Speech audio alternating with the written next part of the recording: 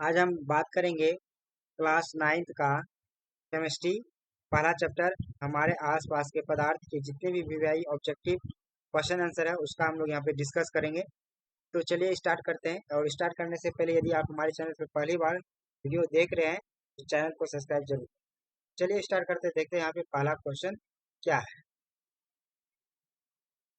पहला क्वेश्चन है कि वाष्पीकरण को प्रभावित करने वाला कारक नहीं है। ऑप्शन है आयतन, दबाव, पात्र के सतह का क्षेत्रफल, आर्द्रता। तो इस क्वेश्चन का राइट आंसर होगा आपका आयतन, क्योंकि आयतन से कोई लेना देना नहीं है। आयतन से वाष्पीकरण का कोई प्रभावित से लेने देने का कोई मतलब है, लेकिन दबाव पड़ने से क्या होगा, वाष्पीकरण को प्रभावित करेगा। वहीं पात्र का एरिया बढ़ाएंगे, जितना एरिया बढ़ाएंगे उसका वाष्पीकरण का उतना ही तेजी से क्या होगा, आपका बढ़ेगा। अब आर्द्रता है, आर्द्रता से भी क्या होता है, प्रभावित होता है आपका वाष्पीकरण। आर्द्रता रहने पे वाष्पीकरण का जो दर होता है वो धीमी हो जाता है। तो चलिए यहाँ पे देखते हैं नेक्स्ट क्वेश्चन। ये क्वेश्चन ए आपका राइट आंसर हो गया। नेक्स्ट क्वेश्चन देखते हैं, क्वेश्चन नंबर 2। पदार्थ नहीं है, क्वेश्चन क्या है, इनमें से पदार्थ कौन नहीं है। लालटेन, चम्मच, शने, कलम। देखिए पदार्थ किसे कहते हैं, पदार्थ वो होता है जो स्थान घेरता हो, इसमें वजन हो, ठीक है, यानी मास हो, उसी को क्या कहते हैं, पदार्थ कहते हैं। तो जैसे कि लालटेन ये भी आपका स्पेस लेगा, चम्मच भी लेगा, कलम भी लेगा, लेकिन सने यानी लब जो होता है वो आपका पदार्थ नहीं है। ऑप्शन सी इसका राइट आंसर है। नेक्स्ट, 100 डिग्री सेल्सियस ताप का केल्विन में मान होता है। तो आप लोग को एक बात याद रखना है, जब आपका 0 डिग्री सेल्सियस होता है, 0 डिग्री सेल्सियस वो इक्वल टू होता है 273.15 kelvin. 0 degree Celsius equal to क्या होता है, 273.15 केल्विन होता है। ये आपका एनसीईआरटी के अनुसार है, एनसीईआरटी, ठीक है, एनसीईआरटी के अनुसार है। कहीं कहीं पे आपको क्या मिलेगा, 0 डिग्री का, इसका और 0 डिग्री का हो जाता है,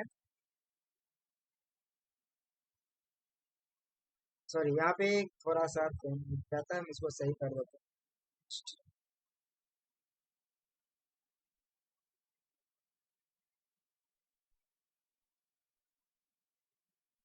0 डिग्री सेल्सियस इक्वल टू क्या हो जाएगा, 273 केल्विन। ये हम लोग जनरली लेते हैं, ठीक है। 0 डिग्री सेल्सियस क्या होता है, 273 केल्विन होता है। लेकिन यहाँ पे जो सवाल देकर रखा है ये 1.5 में दिया हुआ है। तो बताइए 0 डिग्री सेल्सियस कितना होता है, तो 100 डिग्री सेल्सियस इक्वल टू कितना हो जाएगा, तो 273.15 में क्या करेंगे, 100 को ऐड करेंगे, कितना हो जाएगा, 373.15 केल्विन इसका आंसर हो जाएगा। तो 373 कहाँ पे दिख रहा है, ऑप्शन बी दिख रहा है। ऑप्शन बी इस क्वेश्चन का राइट आंसर हो जाएगा, ऑप्शन। नेक्स्ट यहाँ पे देखते हैं क्वेश्चन नंबर 4। किसी पदार्थ का केल्विन में ताप क्या है, 63.15 है, तो सेल्सियस या सेंटीग्रेड में इस ताप का मान क्या होगा। देखिए यहाँ पे आपको केल्विन देख रखा है 63.15 केल्विन, ठीक है। इसको चेंज करना है डिग्री सेल्सियस, क्या जिसमें चेंज करना है, डिग्री सेल्सियस में आपको चेंज करना है। तो सिंपल से क्या करना है, 273.15 केल्विन में क्या करना है आपको, माइनस कर देना। क्या कर देना है आपको, माइनस कर देना है। तो जैसे ही ये माइनस करेंगे तो ये कितना हो जाएगा आपका, 63.15 हो जाएगा आपका 210, इसका हो जाएगा 210। ऑप्शन डी इसका राइट आंसर होगा, ऑप्शन डी। नेक्स्ट यहाँ पे देखेंगे, सौर मंडल में प्लाज्मा अवस्था की उत्पत्ति का कारण है निम्न ताप, उच्च ताप, इनमें से कोई नहीं। इसका राइट आंसर हो जाएगा सी, उच्च ताप के कारण, ठीक है। प्लाज्मा जो होता है पदार्थ की ये चौथी अवस्था होता है, या पांचवी अवस्था बोल सकते हैं, चौथी अवस्था बोलिए, पांचवा है बोस आइंस्टाइन होता है कंडेंसेट, ठीक है। पदार्थ को इसे 5 अवस्थाएं होती है, सॉलिड, लिक्विड, गैस, ठीक है। 3 तो ये हो गया, फिर प्लाज्मा हो गया, और बोस आइंस्टाइन कंडेंसेट होता है। तो इस क्वेश्चन का राइट आंसर क्या हो जाएगा आपका सी हो। पदार्थ की भौतिक प्राकृतिक नहीं है। पदार्थ कणों से मिलकर बना होता है। पदार्थ के कण अत्यंत सूक्ष्म होते हैं। पदार्थ के कण अनवरत गतिशील होते हैं। पदार्थ के कण स्थिर रहते हैं। तो इसका राइट आंसर हो जाएगा आपका ऑप्शन हो जाएगा डी। ठीक है, पदार्थ के कण स्थिर रहते हैं, क्योंकि पदार्थ का भौतिक प्राकृतिक यहाँ बोलता नहीं है नेगेटिव, क्योंकि पदार्थ के कण तो स्थिर कभी रहता ही नहीं, वो हमेशा गतिशील होता है। तो नेगेटिव का यहाँ हो जाएगा आंसर नेगेटिव। ठीक है, ऑप्शन डी इस क्वेश्चन का राइट आंसर होगा। नेक्स्ट यहाँ पे देखते हैं, ठोस पदार्थ का सामान्य गुण नहीं है। क्या क्वेश्चन पूछा है कि ठोस पदार्थ का सामान्य गुण नहीं है। ठोस पदार्थ का आकार एवं आयतन निश्चित होता है, बिल्कुल बात सही है। ठोस पदार्थ का घनत्व कम होता है, नहीं, घनत्व ज्यादा होता है। घनत्व क्या होता है, ज्यादा होता है, ये बोलता है कम होता है, तो यही इस क्वेश्चन का क्या हो गया राइट आंसर। ठीक है, नेक्स्ट की ओर बढ़ते हैं। ठोस द्रव तथा गैसों का आसपास में आपस में घुलने की क्रिया का कारण है इसके कणों का, समझिएगा यहाँ पे, ठोस द्रव तथा गैसों को आपस में घुलने की क्रिया का कारण है इनके कणों का क्या होता है, विसरण या कंपन, गतिशीलता, स्थिरता। तो इस क्वेश्चन का राइट आंसर हो जाएगा विसरण। क्या हो जाएगा, ऑप्शन ए हो जाएगा। विसरण के कारण क्या होता है, ये आपस में घुलने की क्रिया होती है। नेक्स्ट, वह तापक्रम जिस पर द्रव उबलने लगता है कहलाता है द्रवनांक, क्वथनांक, क्रांतिक तापक्रम या ज्वलन बिंदु। इसका राइट आंसर हो जाएगा आपका क्वथनांक। ठीक है, जिस तापक्रम पे द्रव उबलने लगता है वो क्या कहलाता है, क्वथनांक। और यहाँ पे क्वथनांक जो होता है वो 100 डिग्री सेल्सियस होता है। ठीक है, जिसको हम लोग क्या कहते हैं, बॉइलिंग पॉइंट। ठीक है, बॉइलिंग पॉइंट होता है, एक फ्रीजिंग पॉइंट होता है। तो फ्रीजिंग पॉइंट होता है आपका वो 0 डिग्री सेल्सियस होता है, और बॉइलिंग पॉइंट होता है आपका 100 डिग्री सेल्सियस। ये भी आपको याद रखना। ठीक है, नेक्स्ट, जिस तापक्रम के ऊपर गैस संघनित नहीं हो पाता, चाहे दबाव जितना भी बढ़ा दिया जाए, वह कहलाता है गैसों का द्रवनांक, क्रांतिक तापक्रम, क्वथनांक, ज्वलन बिंदु। इसका राइट आंसर हो जाएगा आपका क्वथनांक। इसका भी क्या हो जाएगा आंसर, सॉरी इसका आंसर सी हो जाएगा, उल्टा पुल्टा है, क्रांतिक तापक्रम है। सी इस क्वेश्चन का राइट आंसर। ठीक है, दाब बढ़ाकर या ताप क्रम घटाकर गैसों का द्रव में परिवर्तन कहलाता है। दाब बढ़ाकर या तापक्रम घटाकर गैसों का द्रव में परिवर्तन कहलाता है उर्ध्वपातन, जमना, संघनन, इनमें से कोई नहीं। इसका राइट आंसर हो जाएगा संघनन, क्योंकि ये दाब बढ़ाकर या ताप कम करेंगे तो वो क्या होगा, आपस में संघ होकर क्या हो जाएगा, द्रव में कन्वर्ट हो जाएगा। ठीक है, तो ऑप्शन सी इस क्वेश्चन का राइट आंसर होगा। नेक्स्ट क्वेश्चन की ओर बढ़ते हैं। निम्न में कौन पदार्थ है, इसमें बताना है कि पदार्थ कौन है। गंध, ठंडा, प्रेम, ठंडा पेय। तो इसका राइट आंसर हो जाएगा आपका सी। यहाँ निम्नलिखित में कौन पदार्थ है, सॉरी यहाँ पे क्वेश्चन हो जाएगा इसमें यहाँ पे कि कौन सा पदार्थ है। ठीक है, तो देखिए पदार्थ तो प्रेम तो पदार्थ नहीं है। ठीक है, गंध, गंध देखिए पदार्थ है, इसमें से क्वेश्चन आप एक काम कर लीजिए, कौन सा पदार्थ नहीं है। ठीक है, नहीं वाला क्वेश्चन हो जाएगा आपका प्रेम हो जाएगा, यानी सी इस क्वेश्चन का राइट आंसर। ठीक है, नेक्स्ट यहाँ पे चलते हैं। निम्न में कौन पदार्थ नहीं है, यहाँ भी वही है, हवा, जल, स्नेह, भोजन। राइट आंसर क्या आ जाएगा, सी हो जाएगा। ऑप्शन सी इस क्वेश्चन का राइट आंसर होगा। नेक्स्ट की ओर बढ़ते हैं। किस अवस्था में अणुओं का ऊर्जा अधिकतम होती है। देखिए पता है किस अवस्था में अणुओं की ऊर्जा अधिकतम होती है, ठोस, द्रव, गैस, इनमें से कोई नहीं। तो इसका राइट आंसर हो जाएगा आपका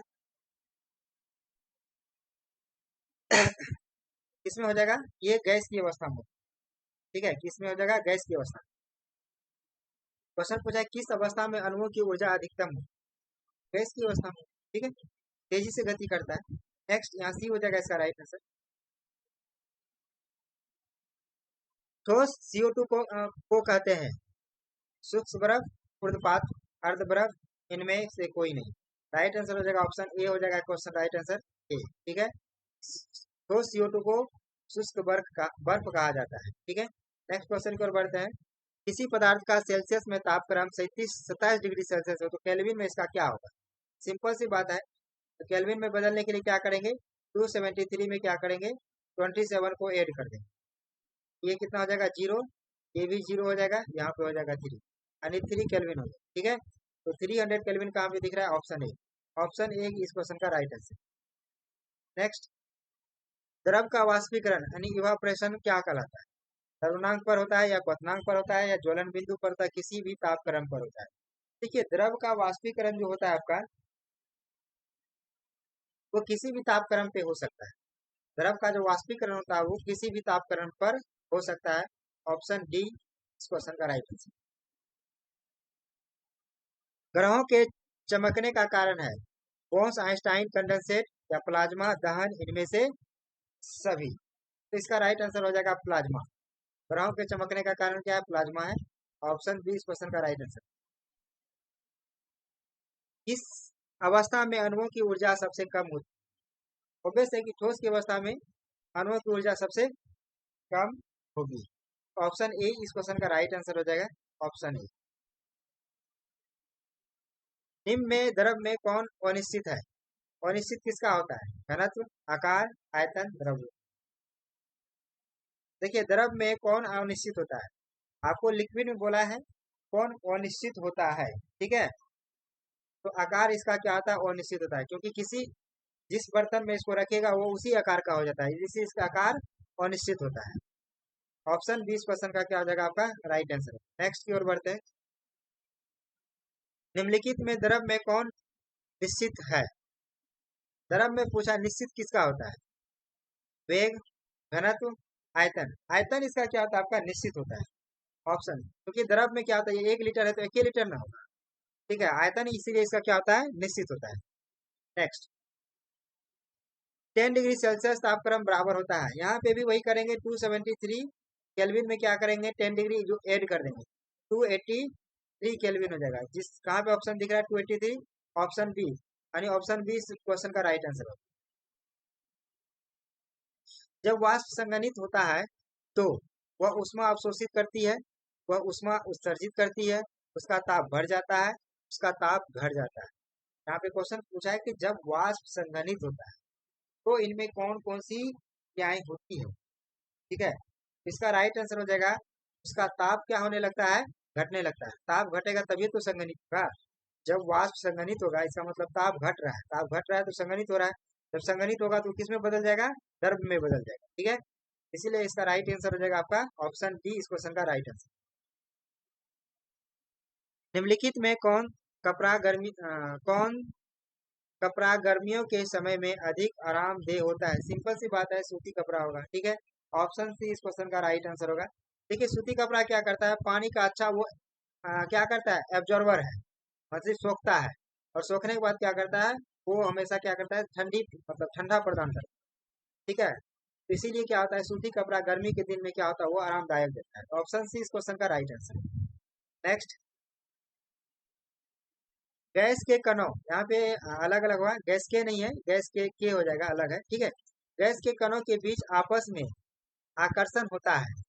गैस के कणों के बीच का जो आकर्षण होता है, अधिक, बहुत, कम, कम, नगण्य। तो देखिए, इसका जो राइट आंसर हो जाएगा आपका नगण्य माना जाता है, क्योंकि इसके बीच का गैसों के कणों के बीच में जो आकर्षण बल होता है बहुत कम होता है, मतलब नगण्य के बराबर होता है। जैसे ही गैस होता है क्या होता है? अलग अलग मतलब तुरंत फैल जाता है। इसका मतलब ये हुआ कि उसमें आकर्षण बल क्या होता है? नगण्य के बराबर। ऑप्शन डी इस क्वेश्चन का राइट आंसर। ठीक है, नेक्स्ट, जल की अपेक्षा जलवाष्प की ऊर्जा होती है। जल की अपेक्षा जलवाष्प की ऊर्जा होती है। ठीक है, अधिक, बराबर, लगभग बराबर, कम। इसका राइट आंसर हो जाएगा अधिक होगा। वैसे एक अधिक होगा ना, है ना? ऊर्जा अधिक होगा, जलवाष्प का ऊर्जा अधिक होता है, इसीलिए तो उड़ जाता है। ठीक है, जल की अपेक्षा जलवाष्प की ऊर्जा क्या होता है? अधिक होता है। ऑप्शन ए इस क्वेश्चन का राइट आंसर। वायु का दाब जैसे जैसे घटता है वैसे वैसे द्रव का क्वथनांक क्या होता है? बढ़ता है, स्थिर रहता है, घटता है, ऐसे कोई नहीं। क्या पूछा? वायु का दाब जैसे जैसे घटता है, दबाव घटेगा वैसे वैसे द्रव का क्वथनांक क्या होगा? ठीक है, वो क्या होता है? आपका घटता है। ऑप्शन यहाँ उल्टा पुल्टा है। ऑप्शन बी इस क्वेश्चन का राइट आंसर देगा घटेगा। वायु का दबाव जैसे घटेगा वैसे वैसे द्रव का क्वथनांक भी आपका घटेगा। ऑप्शन बी इस क्वेश्चन का राइट आंसर होगा। नेक्स्ट, गैस का द्रव में परिवर्तन कहलाता है। अब गैस क्या होता है? द्रव में परिवर्तन हो, वैसे संघनन कहलाएगा, है ना। गैस जब संघनन होगा तभी तो द्रव में परिवर्तित होगा। इसीलिए ऑप्शन सी इस क्वेश्चन का राइट आंसर हो जाएगा। ठीक है, ऑप्शन सी। नेक्स्ट, वह ताप जिस पर ठोस द्रव में परिवर्तित होता है कहलाता है। वह ताप बताना है जिस पर ठोस जो होता है द्रव में परिवर्तित होता है। द्रवनांक, क्रांतिक ताप, पतनांक या क्रांतिक बिंदु। इस क्वेश्चन का राइट आंसर हो जाएगा आपका द्रवनांक ही कहलाएगा। ऑप्शन ए इस क्वेश्चन का राइट आंसर होगा। नेक्स्ट, पदार्थ के कणों को एक साथ बांधकर रखने वाला बल कहलाता है। अंतराण्विक बल स्थान या अंतराण्विक बल बंधन, नाभिकीय बल। इस क्वेश्चन का राइट आंसर हो जाएगा अंतराण्विक बल।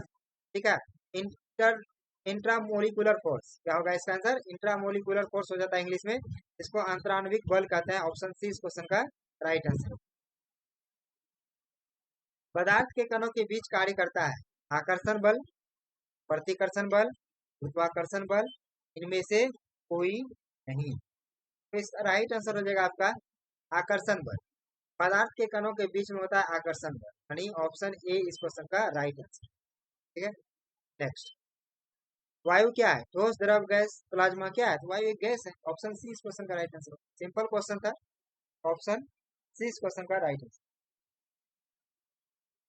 धातु का सिक्का है द्रव, ठोस, गैस, पीईसी यानी बोस आइंस्टाइन कंडेंसेट।